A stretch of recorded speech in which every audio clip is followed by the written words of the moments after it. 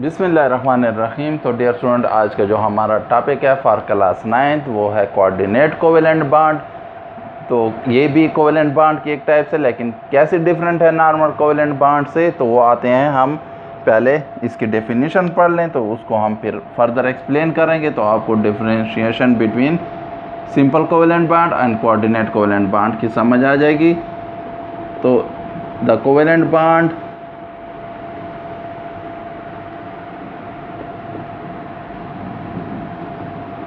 formed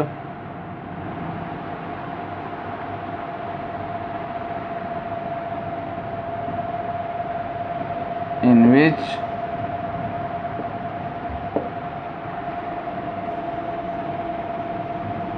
shared pair of electrons is donated by one atom। Covalent bond में हमने क्या पढ़ा था कि उसमें म्यूचुअल शेयरिंग होती है, यानी दोनों atom equal number of electrons share करेंगे तो तब कोवेलेंट बॉन्ड बनेगा। लेकिन कोऑर्डिनेट कोवेलेंट बॉन्ड में क्या होता है, उसमें जो शेयर्ड पेयर ऑफ इलेक्ट्रॉन होता है वो एक ही एटम डोनेट करता है, दूसरा सिर्फ एक्सेप्ट करता है। और दूसरा तब एक्सेप्ट करेगा जब उसके पास डिफिशिएंसी होगी 2 इलेक्ट्रॉन्स की, या उसके पास एक ऑर्बिटल क्या होगा, अनफिल्ड होगा, वेकेंट होगा, तो तब वो एक्सेप्ट करेगा। ठीक है, यानी 2 कंडीशंस हैं। एक एटम उसके पास लोन पेयर ऑफ इलेक्ट्रॉन होना चाहिए, non bonding pair of electron होना चाहिए, और दूसरा एटम है उसके पास क्या होना चाहिए, वेकेंट ऑर्बिटल होना चाहिए, वैलेंस ऑर्बिटल। ठीक है, तो तब जाकर वो क्या बनाएंगे, कोऑर्डिनेट कोवेलेंट बॉन्ड बनाएंगे। फॉर एग्जांपल, तो ये हो गई उसकी डेफिनेशन और एक्सप्लेनेशन। अब आते हैं हम एग्जांपल की तरफ, ताकि फर्दर भी आपको इसकी समझ आ सके। तो हमारे पास अमोनियम मॉलिक्यूल है जिसमें नाइट्रोजन के पास क्या है, एक लोन पेयर ऑफ इलेक्ट्रॉन है।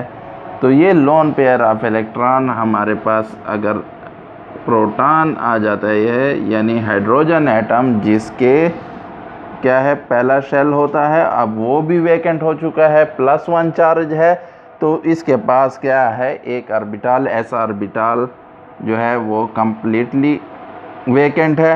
तो अब ये पेयर ये एक्सेप्ट कर सकता है, और नाइट्रोजन के पास लोन पेयर है तो वो डोनेट कर सकता है। तो ये क्या कर लेगा, डोनेट कर लेगा ये लोन पेयर को 2 हाइड्रोजन, बाकी इसके 3 हाइड्रोजन जो अटैच हैं through covalent bond, simple covalent bond के थ्रू वो वैसे हैं, और आपके पास NH4 मॉलिक्यूल हो जाएगा। और टोटल हम क्या कर लेते हैं, इसको ब्रैकेट्स में बंद करते हैं, और टोटल पर क्या होगा, पॉजिटिव चार्ज होगा। पॉजिटिव चार्ज जो है वो इलेक्ट्रॉन डिफिशिएंसी है जो है प्रोटॉन के साथ, उसी की वजह से टोटल चार्ज आपके मॉलिक्यूल पर आ गया। और ये आपके पास अमोनियम मॉलिक्यूल है NH4।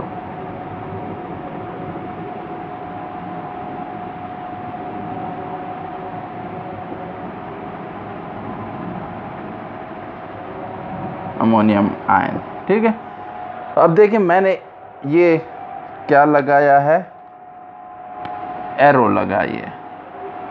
एरो जो है ये हम क्या करते हैं, कोऑर्डिनेट कोवेलेंट बॉन्ड को रिप्रेजेंट करते हैं बाय एरो। आपको कोवेलेंट बॉन्ड हम क्या करते थे, स्ट्रेट लाइन से रिप्रेजेंट करते थे। अगर सिंगल कोवेलेंट बॉन्ड है, डबल है तो डबल स्ट्रेट लाइन से, या अगर ट्रिपल है तो ट्रिपल स्ट्रेट लाइन से। लेकिन कोऑर्डिनेट कोवेलेंट बॉन्ड में हम एरो से रिप्रेजेंट करेंगे, और एरो का जो होगा वो हेड कहाँ से होगा, ये जो डोनर है, जो इलेक्ट्रॉन पेयर डोनेट करता है उसको हम क्या कहेंगे, डोनर, और जो इलेक्ट्रॉन पेयर एक्सेप्ट करेगा उसको हम क्या कहेंगे, एक्सेप्टर। तो डोनर से एक्सेप्टर की तरफ एरो का हेड होगा, वो शो कर रहा होगा कि डोनर ने इसने इलेक्ट्रॉन पेयर क्या किए हैं, डोनेट किए हैं टू दिस स्पीशीज़। ठीक है, तो हम क्या करेंगे, कोऑर्डिनेट कोवेलेंट बॉन्ड को रिप्रेजेंट करेंगे बाय एरो, और जो स्पीशीज़ इलेक्ट्रॉन डोनेट करेगी उसको हम डोनर स्पीशी कहेंगे, और जो स्पीशी एक्सेप्ट करेगी इलेक्ट्रॉन पेयर को उसको हम एक्सेप्टर स्पीशी कहेंगे। और एरो से जो होगा उसका हेड किसकी तरफ होगा, एक्सेप्टर, और टेल डोनर, यानी यहाँ से इलेक्ट्रॉन पेयर इसको शेयर हुए हैं या डोनेट किए हैं। अब आते हैं एक और एग्जांपल। हाँ, इसमें एक मैं आपको बता दूँ, अब पॉजिटिव चार्ज है तो कोई नेगेटिव स्पीशीज को स्टेबलाइज करने के लिए फॉर एग्जांपल क्लोरीन आ गया, ठीक है। अब ये अक्सर ऑब्जेक्टिव टाइप आ जाता है, तो ऐसा मालिक्यूल है NH4Cl- कि इसमें आपके पास ये क्या है, ये सारे कोवेलेंट बॉन्ड है और ये कोऑर्डिनेट कोवेलेंट बॉन्ड हो गए, और ये जो है इसके दरमियान जो फोर्स ऑफ अट्रैक्शन है पॉजिटिव और नेगेटिव चार्ज के दरमियान, आयंस के दरमियान, ये क्या हो गया, आयनिक बॉन्ड। तो NH4Cl एक ऐसी स्पीशीज़ है अमोनियम क्लोराइड जो क्या करती है, यानी आपके पास तीनों मेन जो बॉन्ड्स हैं वो ये पोजेस करती है, यानी covalent bond, coordinate covalent bond और आयनिक बॉन्ड, ठीक है। तो ये अक्सर ऑब्जेक्ट टाइप आ जाता है कि which species possess 3 covalent bond, 3 different types of bonds, तो आप ये कह सकते हैं। या वहाँ पर आपके पास ऐसा है कि NH4Cl possess ionic bond, covalent bond, coordinate covalent bond, एक चॉइस में हो जाएगी, एक चॉइस में आयनिक बॉन्ड, दूसरे में कोवेलेंट बॉन्ड, तीसरे में कोऑर्डिनेट कोवेलेंट बॉन्ड, तो आप उसमें से फिर चॉइस सेलेक्ट कर सकते। ये अक्सर MCQs में ये क्वेश्चन आता है। तो अब आते हैं हम और एग्जांपल, फर्दर एग्जांपल से एलिबोरेट करते हैं। ये तो हो गया बिटवीन अमोनिया एंड प्रोटॉन या हाइड्रोजन आयन। अब आते हैं BCl3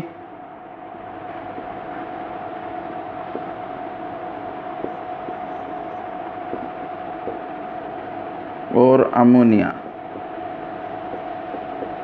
बोरान ट्राइक्लोराइड जो है, ये इसमें बोरान जो है वो इलेक्ट्रॉन डिफिशिएंट स्पीशीज़ है, उसके पास 6 टोटल वैलेंस शेल में इलेक्ट्रॉन बराबर हो जाते हैं by sharing 1 electron with chlorine atoms, तो टोटल उसके पास 6 आ जाते हैं। और उसके पास जो एक ऑर्बिटल होता है p वाला, वो क्या रह जाता है, वैकेंट रह जाता है। तो उस ऑर्बिटल की कैपेसिटी है to accept shared pair of electron. तो ये अमोनिया से क्या कर लेता है, इलेक्ट्रॉन को एक्सेप्ट कर लेता है इलेक्ट्रॉन पेयर को, तो इनके दरमियान भी अमोनिया और बोरान ट्राइक्लोराइड के दरमियान क्या बन जाता है, कोवेलेंट बॉन्ड।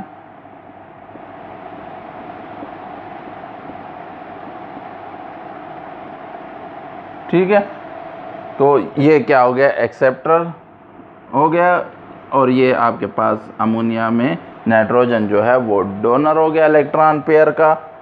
तो ये आपके पास कोऑर्डिनेट कोवेलेंट बॉन्ड की एक और एग्जांपल आ गई। इसी तरह हाइड्रोनियम आयन आप लोगों ने पढ़ा होगा, तो उसमें भी जो ऑक्सीजन होता है वाटर मॉलिक्यूल का, वो क्या कर लेता है, एक पेयर डोनेट कर लेता है, शेयर कर लेता है विद प्रोटॉन, और टोटल चार्ज जो है आपके वो पॉजिटिव आ जाता है।